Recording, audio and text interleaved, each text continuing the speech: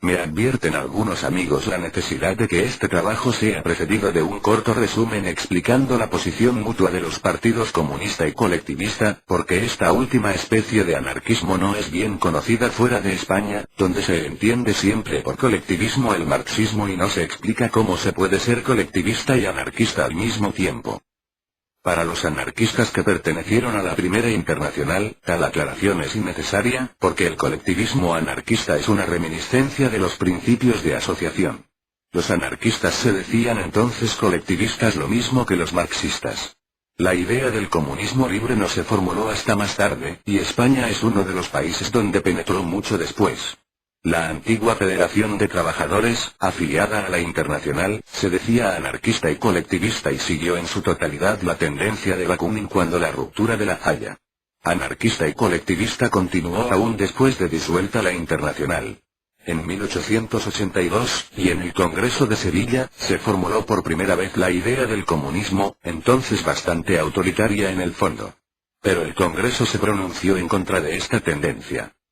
Naturalmente, la idea del colectivismo anarquista difiere mucho del colectivismo marxista, nada de organización estatista, de retribución acordada por órganos directivos en aquel. La base principal del colectivismo anarquista es el principio del contrato para regular la producción y la distribución.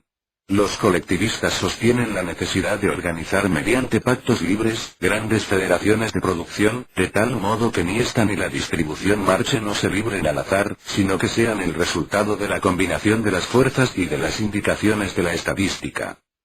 No acepta el principio comunista a cada uno según sus necesidades, y si bien al comienzo afirmaba el lema a cada uno según sus obras, actualmente se contenta con establecer que tanto los individuos como los grupos resolverán el problema de la distribución por medio de convenios, libremente consentidos conforme a sus tendencias, necesidades y estado de desenvolvimiento social. En conclusión, el colectivismo anarquista aspira a la organización espontánea de la sociedad mediante libres pactos, sin afirmar ni procedimientos ni una resultante obligada. En este sentido, la actual tendencia de los que se dicen anarquistas sin adjetivo alguno es también una reminiscencia del colectivismo. El comunismo anarquista en España difiere del colectivismo, en la negación, para ahora y para el porvenir, de toda organización.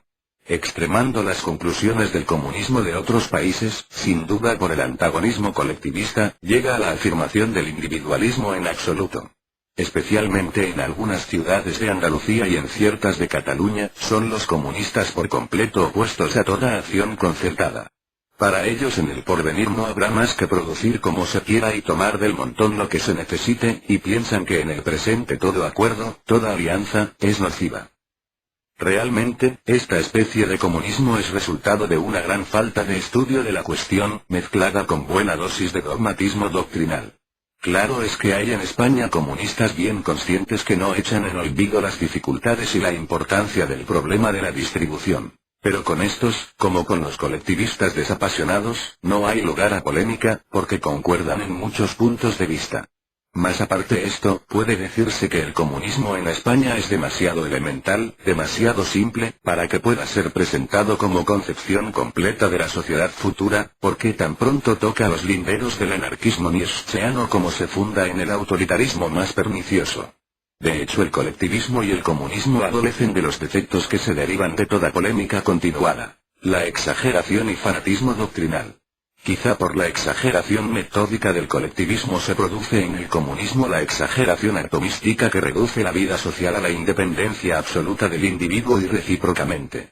Tal vez sin el antagonismo de las dos escuelas cualquier diferencia quedaría reducida a una cuestión de palabras. Pero actualmente ambas tendencias son irreductibles. De un lado la necesidad de organizar, de concertar la vida social entera. De otro lado la afirmación de que produciendo y consumiendo al azar, como cada uno lo entienda, se obtendrá la armonía social apetecida. En los detalles y en las cuestiones de procedimiento los dos partidos difieren aún más, hasta el punto de que no le falta razón al órgano del socialismo marxista en España, que se dice indiferentemente colectivista y comunista, para sostener que los anarquistas perdemos lastimosamente el tiempo discutiendo las quintaesencias de un porvenir que nadie puede determinar de antemano o a priori. Es todo lo que puedo decir acerca de la posición respectiva de los dos partidos o escuelas, dentro de las limitadas condiciones de este trabajo. Entiendo por cooperación libre el concurso voluntario de un número indeterminado de hombres para un fin común. Por comunidad, todo método de convivencia social que descanse en la propiedad común de las cosas. Y siempre que haga uso de la locución sistemas de comunidad será para designar algunos o todos los planes previos de comunidad, o, lo que es lo mismo, determinados a priori. Hago estas aclaraciones porque es muy esencial entenderse acerca del significado de las palabras. Hay entre nosotros anarquistas comunistas, colectivistas y anarquistas sin adjetivo alguno. Con la denominación de socialismo anarquista existe un grupo bastante numeroso que rechaza todo exclusivismo doctrinal y acepta un programa bastante amplio para que en principio queden anuladas todas las divergencias. La denominación socialista, por su carácter genérico, es más aceptable que cualquiera de las otras. Pero como de hecho, las diferencias doctrinales persisten, conviene analizar, sin compromisos, las ideas e intentar el acuerdo eliminando las causas de divergencia. Aparte la fracción individualista. Todos los anarquistas somos socialistas y todos estamos por la comunidad. Y digo todos, porque el colectivismo, tal como lo entienden los anarquistas españoles, es un grado de la comunidad, que a su vez los que se denominan comunistas no traducen del mismo modo. Hay, pues, un principio común.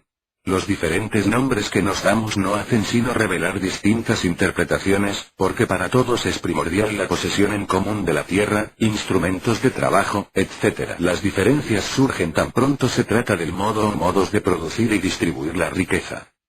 La disparidad de opiniones se hace sensible porque propendemos por educación al dogma y cada uno trata de sistematizar, desde ahora, la vida futura, un poco descuidados de la necesaria consecuencia con la idea anarquista. No es, a mi parecer, razonable tal disparidad de opiniones por preferencias hacia determinados sistemas.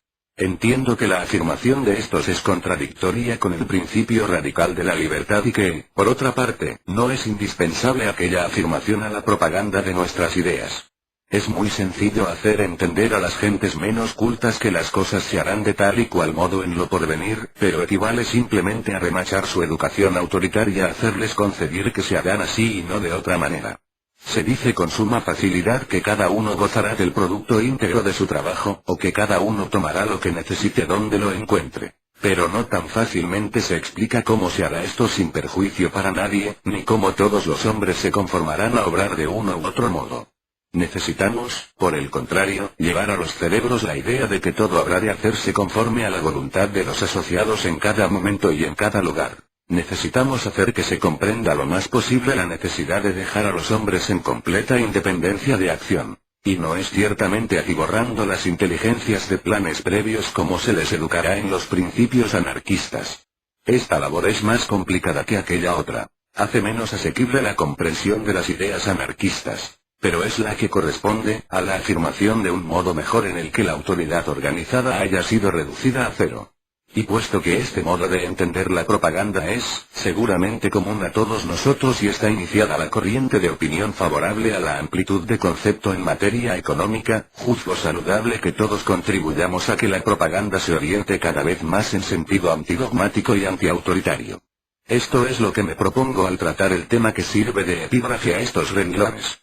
Si afirmamos la libertad en el sentido de que cada individuo y cada grupo puedan obrar automáticamente en cada instante, y la afirmamos todos, es claro que queremos los medios de que tal autonomía sea practicable.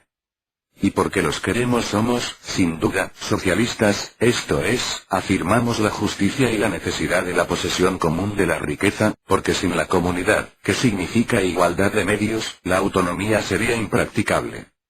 Entendemos, creo que sin discrepancia, por comodidad de la riqueza la posesión en común de todas las cosas, de tal modo, que estén a la libre disposición de individuos y grupos.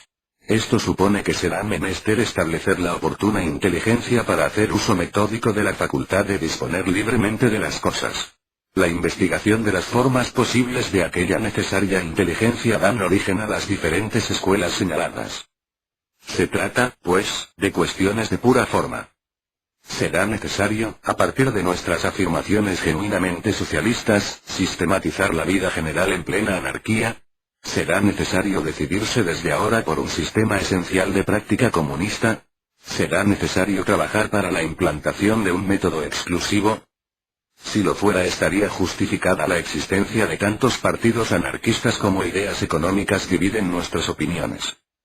Por otra parte, demostraríamos con tales propósitos que pretendíamos algo más que la igualdad de medios como garantía de la libertad. Demostraríamos que tratábamos de dar una regla a la libertad misma. Mejor dicho, a su ejercicio. Sistematizar el ejercicio de la autonomía es contradictorio. Libre el individuo, y libre el grupo, nada puede obligarle a adoptar tal o cual sistema de convivencia social. Nada será asimismo bastante poderoso para determinar una dirección uniforme en la producción y distribución de la riqueza.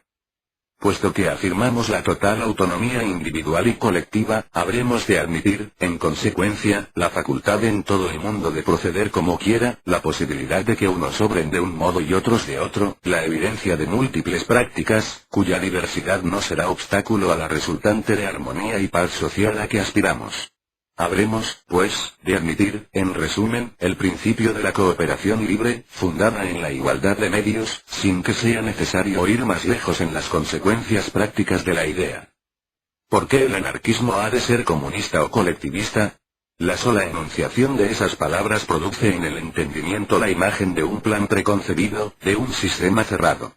Y nosotros anarquistas, no somos sistemáticos, no preconizamos infalibles panaceas, no construimos sobre movediza arena castillos que derribará el más leve soplo del porvenir cercano. Propagamos la libertad de hecho, la posibilidad de obrar libremente en todo tiempo y en todo lugar. Esta posibilidad será efectiva para el pueblo tan pronto se halle en posesión de la riqueza y de ella pueda disponer sin que nada ni nadie se lo estorbe. Y será tanto más efectiva cuanto más el pueblo pueda libremente concertar los medios de metodizar la producción y distribución de la riqueza puesta a su alcance.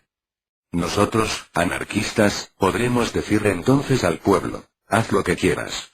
Agrúpate como te plazca. Arregla tus relaciones para el uso de la riqueza como creas conveniente. Organiza la vida de la libertad como sepas y puedas. Y bajo la influencia de las diferentes opiniones, bajo la influencia del clima y raza, bajo la influencia del medio físico y del medio social, se producirá la actividad en múltiples direcciones, se aplicarán diferentes métodos y también, a la larga, la experiencia y las necesidades generales determinarán armónicas y universales soluciones de convivencia social. Obtendremos por la experiencia, parte, por lo menos, de lo que no lograremos con todas las discusiones, y todos los esfuerzos intelectuales posibles. La afirmación de que todo es de todos no implica que cada uno pueda disponer de todo arbitrariamente o conforme a una regla dada. Significa solamente que estando la riqueza a la libre disposición de los individuos, queda a la merced de estos la organización del disfrute de las cosas. La investigación de las formas de organizar este disfrute es ciertamente útil y necesaria, sobre todo a título de estudio, no a título de imposición doctrinal. Pero esta misma investigación no dará ni es preciso que dé por resultado unanimidad de opiniones, ni es deseable que determine un credo social. En materia de opiniones es preciso ser respetuoso con todas. La libertad de llevarlas a la práctica es la mejor garantía de este respeto. En una sociedad como la que preconizamos, la diferente naturaleza de los trabajos obligará, en unos casos, a turnar en la ejecución ciertas tareas. Obligará, en otros, al voluntariado. Ya será necesario que un grupo se ocupe permanentemente de tales labores, ya que tales otras se ejecuten, alternando, por varias agrupaciones. Aquí la distribución podrá seguir el procedimiento comunista, que la abandona a las necesidades, mejor sería decir a las voluntades de los individuos. Allá será preciso reducirse voluntariamente a una regla cualquiera, como el razonamiento, u otra semejante. ¿Quién es capaz de abarcar el conjunto de toda la vida futura? Podrá decírseme que todo lo expuesto es, sencillamente, comunismo. En este supuesto, el colectivismo es también comunismo, y recíprocamente. No hay más que diferencia de grado. Y lo que trato de probar es la contradicción en que se incurre cuando a la palabra anarquía se asocia un sistema cerrado, invariable, uniforme, sujeto a reglas predeterminadas. Podrá estar en el cerebro de todos nosotros este espíritu de amplia libertad, este criterio general que designo con el nombre de cooperación libre. Pero los resultados prácticos demuestran que, más o menos, a las palabras comunismo, colectivismo, etc., se asocia la idea de un plan completo de convivencia social, fuera del que todo es erróneo. Nuestras luchas se derivan precisamente de esa asociación de ciertas ideas a ciertas palabras donde todo exclusivismo tiene su asiento. Y cuando a la propaganda se llevan particularismos de escuela, los resultados son fatales, porque en vez de hacer anarquistas conscientes, hacemos fanáticos del comunismo A, o fanáticos del comunismo B, fanáticos, en fin, de su dogma, cualquiera que sea. A las razones, que pudiéramos llamar de orden interior, ya expuestas, habré de añadir otras de orden general que corroboran mis deducciones. La experiencia actual y la experiencia histórica, de las que la experiencia del porvenir no será más que el corolario, serán puestas a contribución. Donde quiera que un sistema ha predominado o predomina, los hechos están muy lejos de seguir reglas invariables. El principio es, generalmente, 1. Las experiencias prácticas varían notablemente, desviándose del punto de partida. Del comunismo de algunos pueblos solo puede obtenerse una característica ideal. En los hechos no hay comunismo igual a otro comunismo. En todas partes se hacen concesiones al individualismo, pero en grado muy diverso. La reglamentación de la vida oscila desde el libre acuerdo hasta el despotismo más repugnante. Desde los esquimales, que viven en comunidades libres, hasta el comunismo autoritario del antiguo imperio peruano, la distancia es enorme. Y no obstante, las prácticas del comunismo se derivan de un solo principio: el derecho eminente de la colectividad. Este principio no subsiste, empero, sin limitaciones esenciales. En todas partes las reservas en beneficio de la individualidad son numerosas. En unos casos es de propiedad privada la casa y el jardín. En otros, la comunidad no alcanza sino a una porción de la tierra, reservándose las otras el Estado y los sacerdotes o los guerreros. Finalmente, los esquimales, en sus libres comunidades, reconocen en el individuo el derecho a separarse de la comunidad y establecerse en otra parte, cazando y pescando a su riesgo. Cualquiera puede, continuando esta excursión por los dominios de la sociología y de la historia, convencerse de lo trabajoso que es explicarse cómo prácticas tan contrarias proceden de un principio común. Del mismo modo, el régimen individualista se halla en ciertas regiones más cerca del comunismo que del individualismo propiamente dicho. La propiedad en muchos casos, se reduce a la posesión o al usufructo que el Estado, a voluntad, concede o retira. En otros, el uso de la tierra se da por repartos periódicos, porque teóricamente se dice que el suelo es de todos. Si analizamos la experiencia actual del individualismo industrial o agrícola, veremos que el principio o regla es uno: el derecho a la propiedad exclusiva y absoluta de las cosas, pero que los métodos de aplicación varían de país a país y de pueblo a pueblo. No obstante el empeño de unificación de los legisladores, el poder absorbente y unitarista del Estado, las leyes son un verdadero mare magnum, y los usos y costumbres en la industria, en la agricultura y en el comercio, tan opuestos entre sí, que lo que es equitativo en un lugar se tiene por injusto en otro.